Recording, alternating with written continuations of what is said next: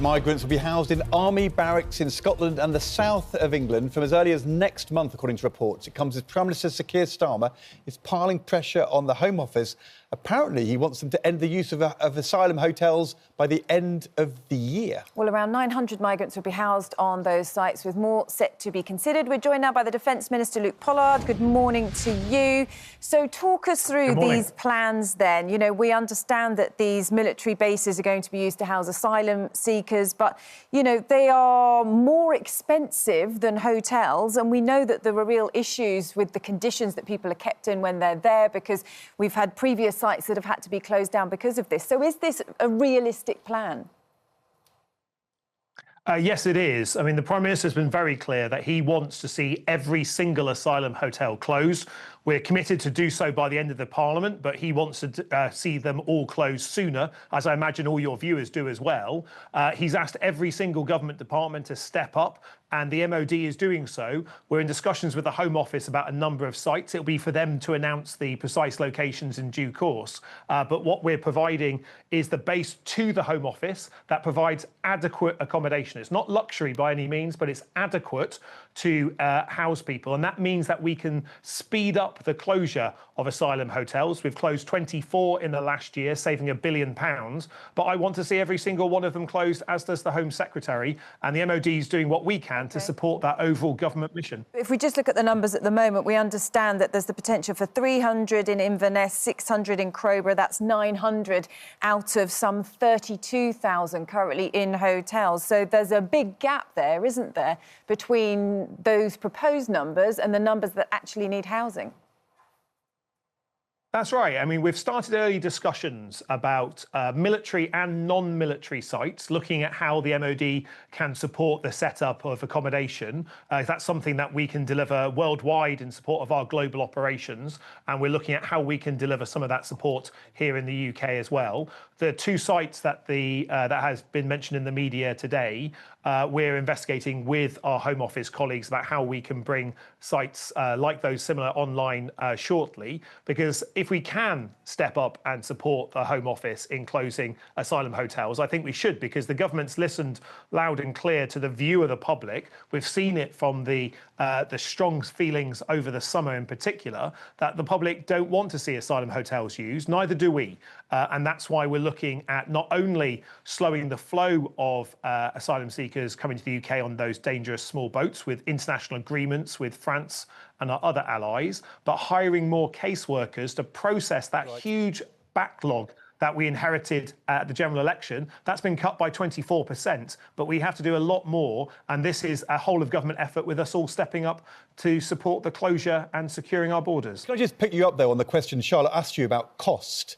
There was a very critical Home Affairs Select Committee report yesterday. It says billions have been wasted. They say in that report, large sites have generally proved more costly to deliver than hotel accommodation, and will not enable the department to drive down costs in the same way. Are you bowing to political pressure in a way which is going to cost more using these large MOD sites than the hotels, or is the Select Committee wrong?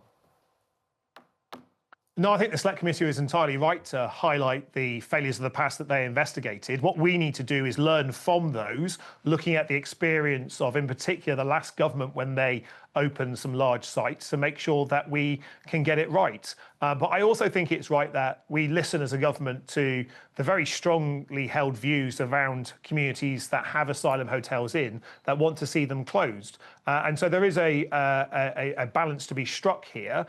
Military bases are not hotels. They're not designed for the same per head cost basis as a hotel operates under, and they are different. So a military base that is a couple of hundred years old versus one that's only a few decades ago will have different costs. But that money is coming from the Home Office budget. The MOD's transferring those bases from being a provision for our armed forces, where we're not needing them for military purposes, able to transfer those to the Home Office, and the Home Office will run those and will spend that money from the Home Office budget. Right. Just to reassure your viewers, we're continuing to spend more on our armed forces from the MOD budget, but where we can help, we should. And just to check on those numbers then, so the initial report suggests that some 900 over the two sites will be housed, But when I talked about the shortfall to you then, that there are some 32,000 asylum seekers housed in hotels at the moment, how many do you think will be housed in military barracks, and how many will still continue to have to be housed elsewhere, for example,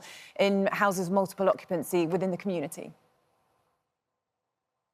Yes, an entirely fair question. We're looking at whether military bases can be effectively used for these purposes. The bases that are being discussed in the media at the moment are sites that we feel that could be used in support of the Home Office objective. But if that works, then we can look at how else the MOD can stand up additional sites in support of this objective. Because to close every asylum hotel, we not only need to slow the flow, we need to process faster, but we also need to move people out of asylum hotels where they exist while their applications are still being processed. And that's where we think, because the MOD is such a large landowner, and because we have a number of military bases, both in the training estate, but also disused bases that we're not using for military output at the moment, that we feel there's options that we can explore to help the Home Office bring down the amount of people that are in asylum hotels, because ultimately we need that figure not to be 30,000, we need it to be 0.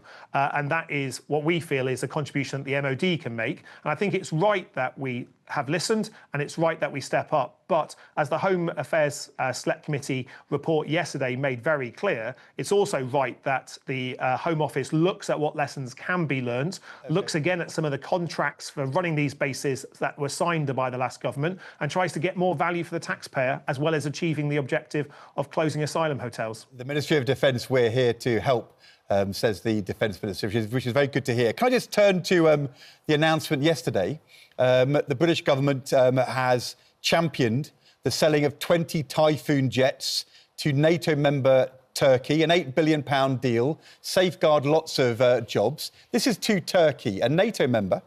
The Germans, until recently, have refused to sell jets because of their record in Turkey on human rights and democracy.